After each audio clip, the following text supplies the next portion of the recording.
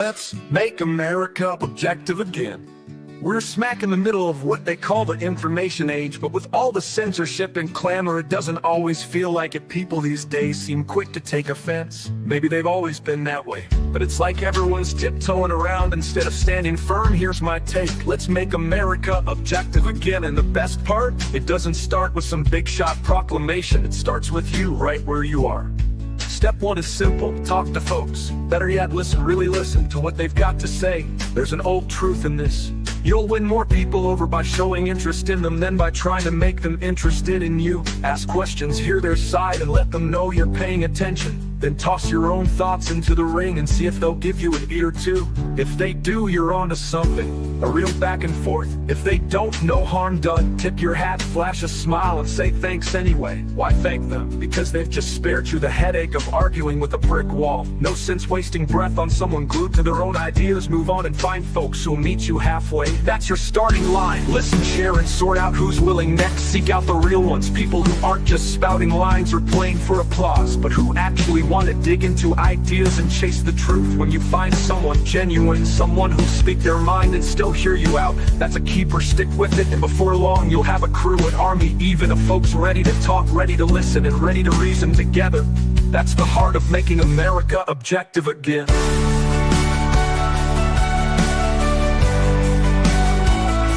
It's not about shutting anyone down or winning every fight. It's about slicing through the touchy feuds and getting back to where ideas can duke it out in the open, fair and square. People want to feel understood, give them that, and you'd be surprised how many start wanting the truth too. Start small, start with you and watch it spread. One good talk at a time, we can steer this thing back on course.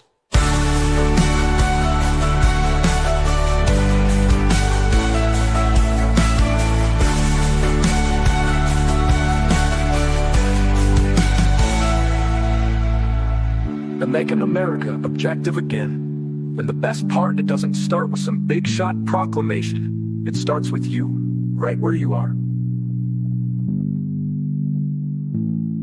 Step one is simple: talk to folks. Better yet, listen, really listen to what they've got to say. There's an old truth in this: you'll win more people over by showing interest in them than by trying to make them interested in you. Ask questions, hear their side, and let them know you're paying attention. Then toss your own thoughts into the ring and see if they'll give you an ear too. If they do, you're onto something, a real back and forth.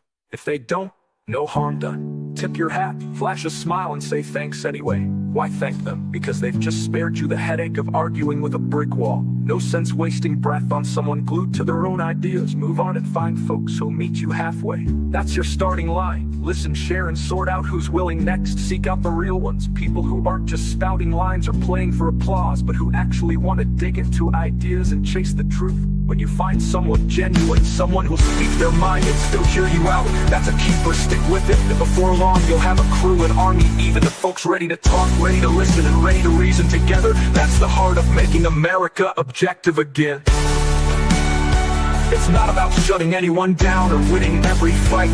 It's about slicing through the touchy feuds and getting back to where ideas can duke it out in the open, fair and square. People want to feel understood, give them that, and you'd be surprised how many start wanting the truth too. Start small, start with you, and watch it spread. One good talk at a time, we can steer this thing back on course.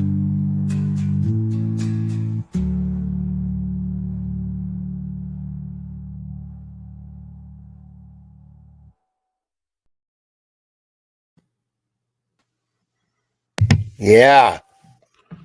Well, it's good to hear you. It's transparency and merit. That is correct. We're also on a few other sites, Walk Against the Woke and Mr. Midnight Movie, on our Twitter pages. So I guess there's a lot that has been happening regarding the Austin Metcalf, Anthony Carmelo incident. Wait. It's Carmelo Anthony, and but it's Carmelo with a K. Yeah, Carmelo Anthony, and you are aware of the Carmelo Anthony, the NBA player, right? Yes, yeah. So yes, it is Austin Metcalf and Carmelo Anthony. And yeah, there was a Right, rally, not to be mistaken with the NBA player with the Carmelo with a C. But yeah, but there was a whole. I guess there was a protest regarding black on white violence and in Frisco, Texas, and there wasn't a large turnout. And one of the there are two reasons why I believe that there was not a turnout for this. Number one reason is um, if you do this kind of thing, you do stand a chance of getting doxxed, and your employer will not be objective into listening to this. And number two, and just as important, his father, Austin Metcalf's father, did not want this protest in his name.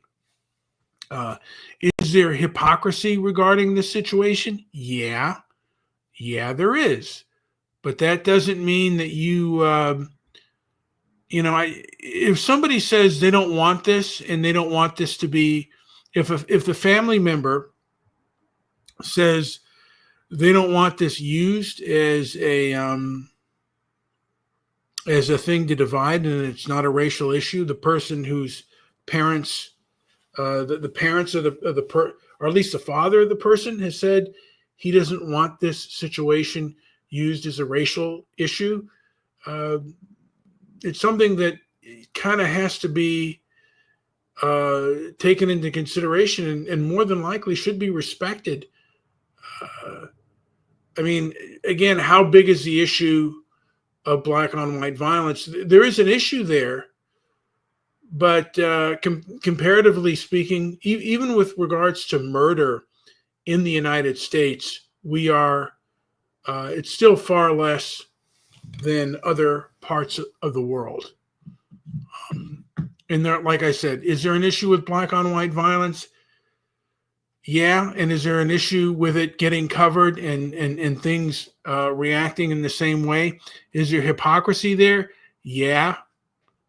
But is this situation a good thing to point that out? No, this is not the incident to point that out. There have been plenty of instances where the example of black on white violence. are you are you familiar with the racial and ethnic composition in? Well, first of all, do you know where Frisco, Texas is? I believe it's near Dallas, and you know what? It's in Dallas, actually. It's a city in Dallas. Okay. Yeah. So we know, and we know a person from Dallas as well. I mean, We do. And I don't know if she's from that area, but How I about think the racial and ethnic composition? I'm not sure of what the racial and ethnic composition of that place is. Do you know the racial and ethnic? I do. Do you have any guesses? What would you I think think? it is. I think it's about 70% white, maybe more. It's 53% white. Okay. 53, actually 48%. 53 if you include the Hispanic whites. Black is 10, just under 10%. Asians are 25% there. It's pretty high. Asian community. And that probably, because that also probably includes Indians. Now they used to differentiate they had the Asians, and then they had Oriental, but they don't use that term anymore. I guess it's considered today politically incorrect to do that, and kind of interesting. I guess I think that we make too much out of certain things. I didn't know that until I saw this. I didn't realize that was what's happening. Yeah, you're absolutely right. And there's a huge Indian. I mean, if you call it Asian, I believe I know that there's a huge Indian population in Texas, just as there's a huge Indian population in California. and again, getting back to this issue, I mean, we had on our when we had our blog talk show, we had on a gentleman by the name of Colin Flaherty, who wrote 2 books. The first book was White Girl Bleed a Lot, about white on black mob violence, and how does drastically out of proportion to white on black violence, and how the media lies and distorts. He called it denial, deceit, and delusion. And is that an issue? Yeah, I don't, like I said, there is an issue of resentment, and one has to be aware of it. But how you promote that awareness and how you do it is kind of a touchy subject, and you have to you have to go about it in an intelligent manner.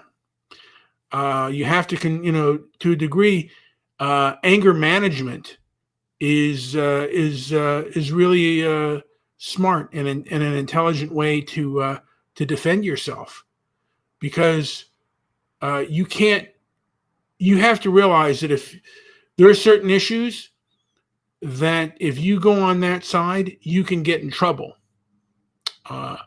both economically and also physically.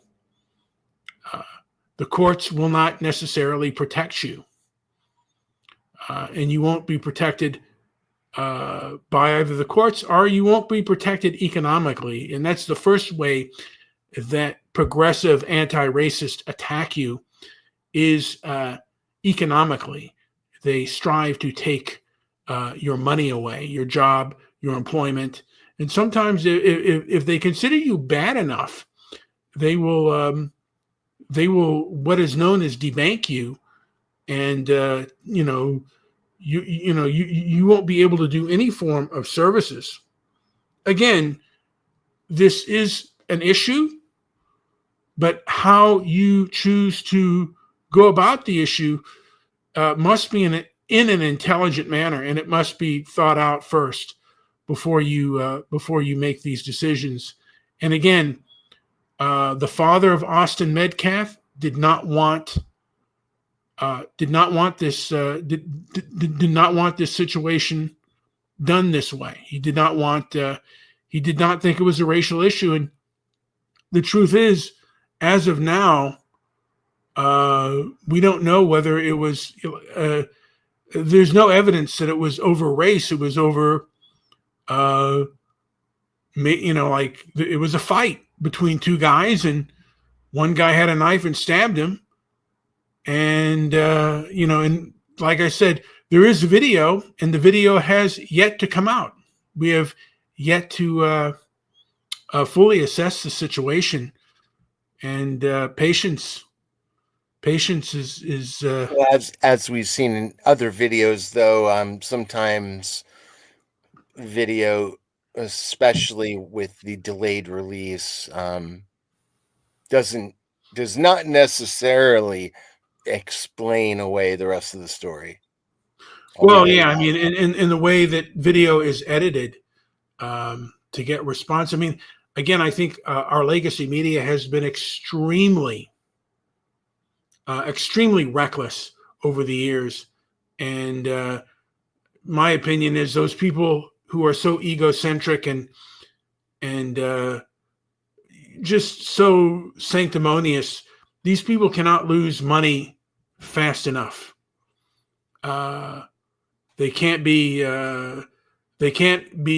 gone away quick enough. They're so arrogant and stupid.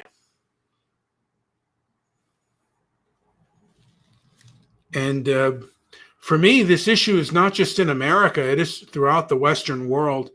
And there are lots of issues of people being abused because of their ethnicity.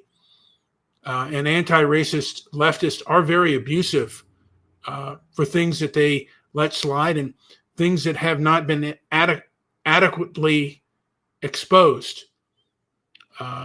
Both our mainstream, both our legacy media, and even our, it seems to be the people in charge, particularly what happened in the UK with regards to the grooming gangs that happened there that abused countless, from my understanding, countless English girls.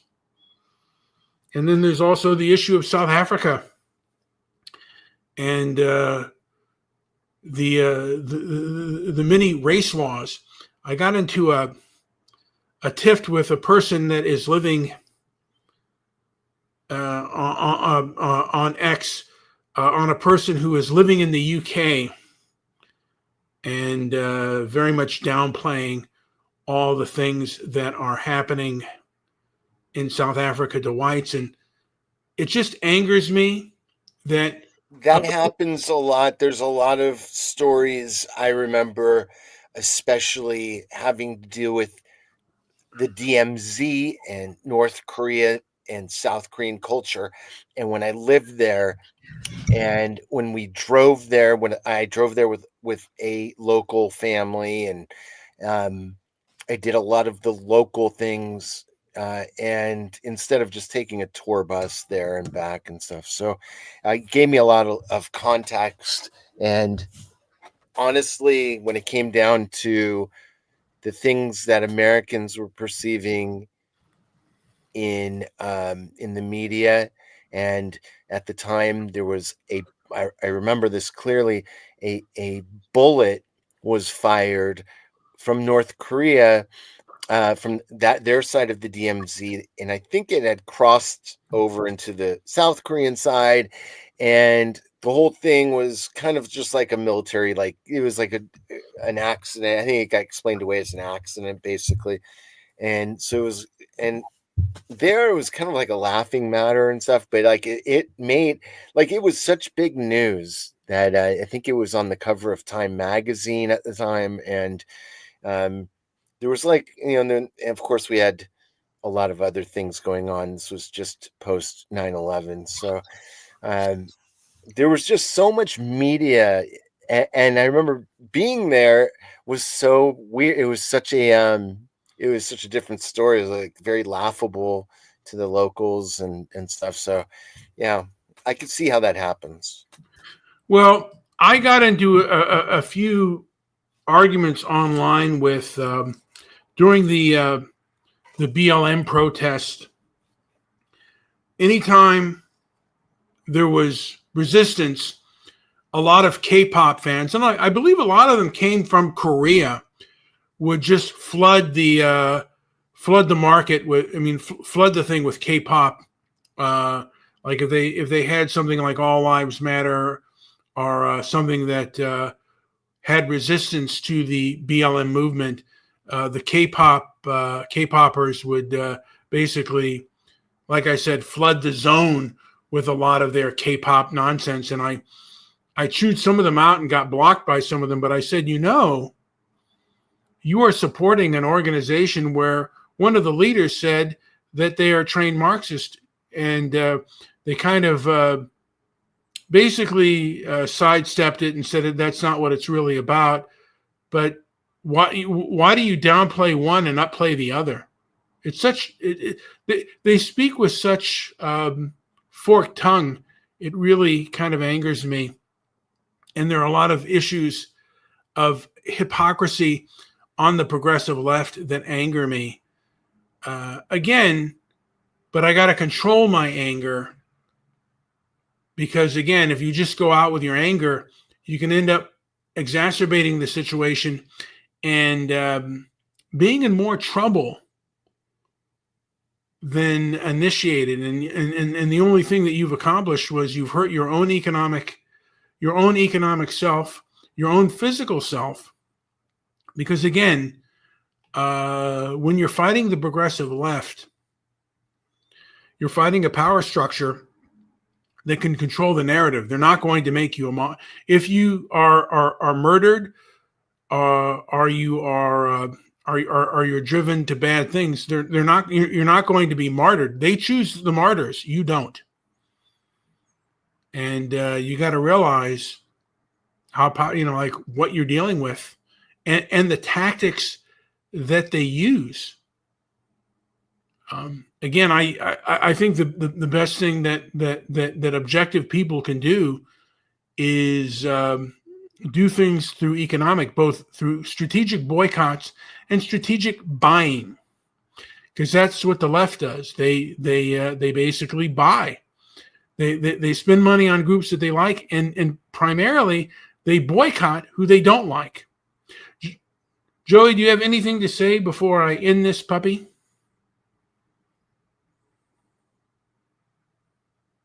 You're not on anymore, so I'm going to end it. Hopefully. Oh yeah, no, I'm good. Let's clear out. All right. So I just want to say, be willing to listen to people, and this is just for myself. I'm striving to try to listen to individuals. Again, I do know to recognize when a person is being hyperbolic and ignorant, and there are a lot of ignorant, hyperbolic people out there.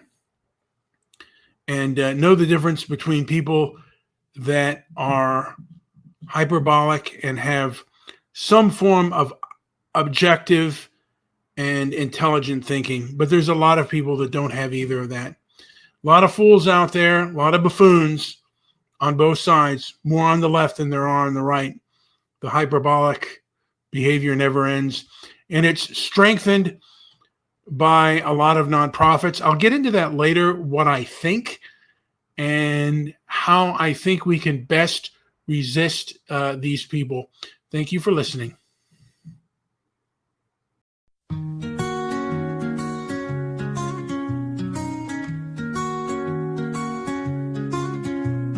Old man kneels down low, says these words real slow. Mea culpa, I know, fault I can't let go. May my errors show, deeds I can't bestow. Grievous fault will grow, burden truth I owe.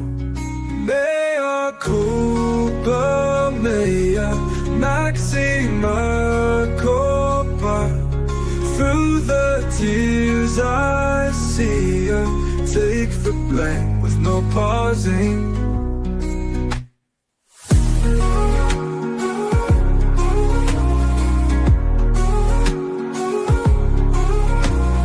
Through my trials I tread, guilty thoughts in my head, prayers that I have said haunt me till I'm dead.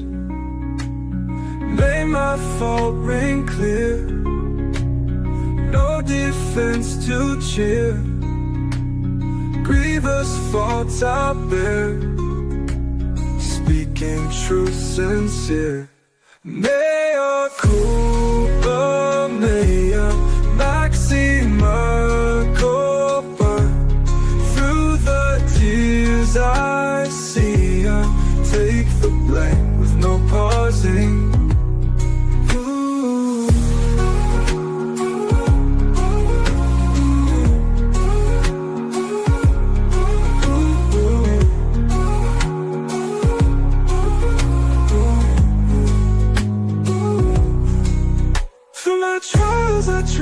Guilty thoughts in my head, prayers that I have said hold me till I'm dead. May my fault ring clear, no defense to cheer. Grievous fault I bear, speaking truth sincere.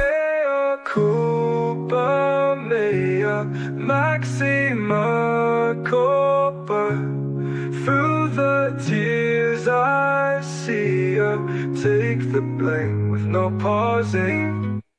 Mea culpa, maxima culpa. Through the tears I see ya, take the blame with no pausing. My fault be clear, no defense to cheer. Grievous fault I bear, speaking truth sincere.